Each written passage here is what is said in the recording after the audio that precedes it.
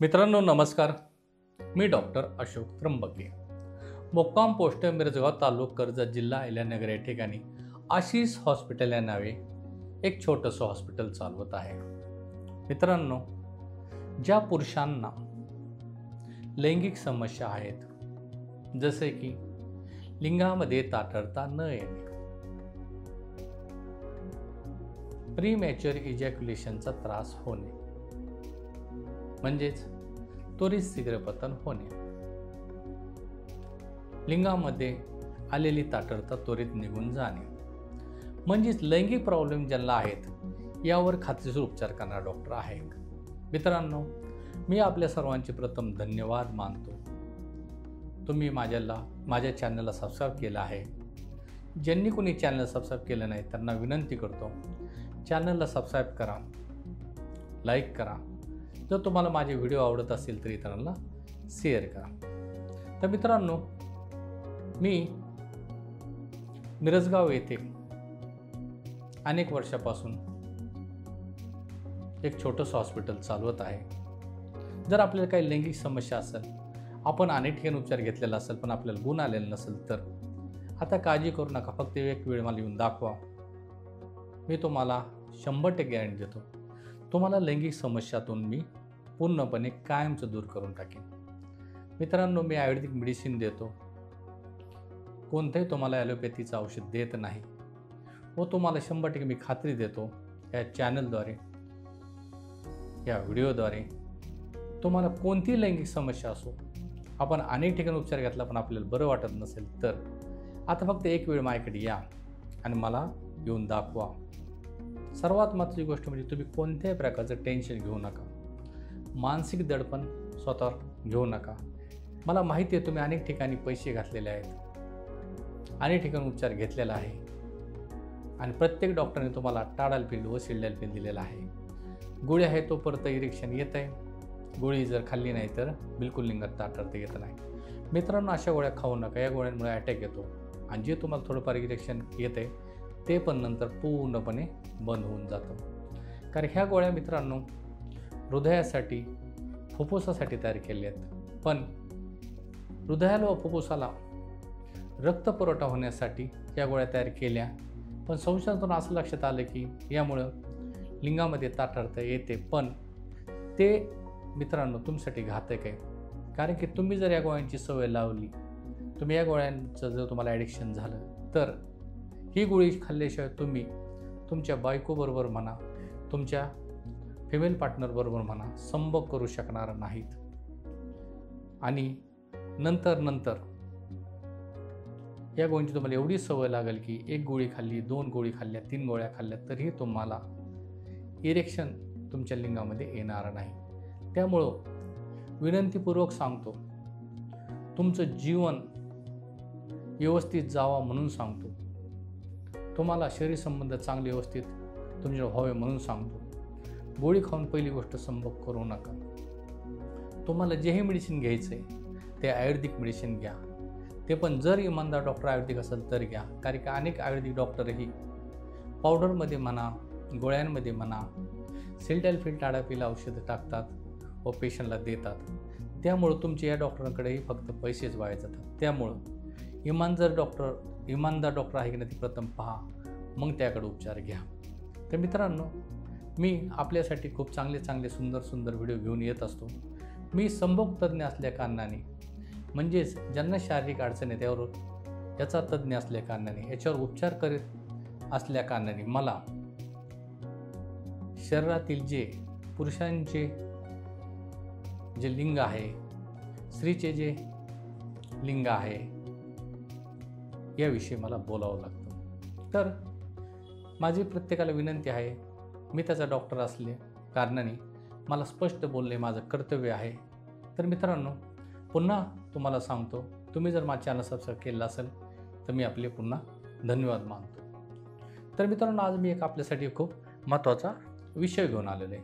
त्या विषयाचं नाव आहे हस्तमैथुन करणे हे योग्य आहे की अयोग्य आहे. प्रत्येक तरुण मुलाच्या मनामध्ये म्हणा, मध्यमवयीन व्यक्तीच्या मनामध्ये म्हणा, त्याच्या डोक्यामध्ये कधी ना कधी हा प्रश्न येतच असतो की हस्तमैथून करणे हे गैर आहे, अयोग्य आहे की नाही. तर मित्रांनो, हे 21 शतक आहे आणि या ठिकाणी 21व्या शतकामध्ये प्रत्येक गोष्ट ही अभ्यासपूर्ण बोलली जाते. तर सायन्स काय सांगतो याविषयी आपण आज बोलणार आहोत. हस्तमैथून म्हणजे काय? लैंगिक आनंद मिळवणे. मग हे नैसर्गिक आहे का? तर नैसर्गिक आहे. ज्यावेळेस आपल्याला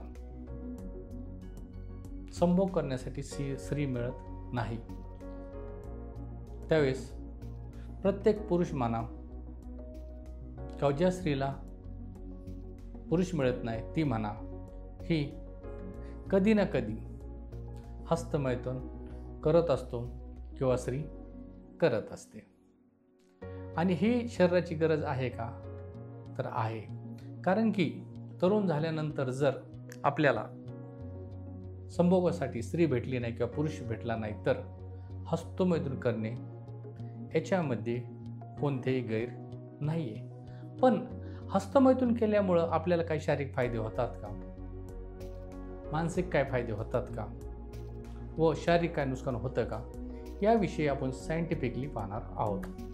मित्रांनो, ज्यावेळेस आपण आठवड्यातून एकदा, दोनदा, तीनदा हस्तमैथून करतो तर त्याला आपण नॉर्मल हस्तमैथून समजू शकतो. यामुळे तुम्हाला प्रोस्टेट ग्रंथीचे आजार होत नाहीत. यामुळे तुम्हाला हस्तमैथून केल्यामुळे चांगली झोप लागते. तुमच्या शरीरातील डोपामाइन व सेरोटोनिन हे केमिकल चांगले रिलीज होतात. त्याच्यामुळं मन शांत होते, चिडचिडेपणा कमी होतो. कारण की हस्तमैथून केल्यामुळे झोप चांगली लागल्यामुळे मनामध्ये इतर वाईट काही विचार येत नाहीत.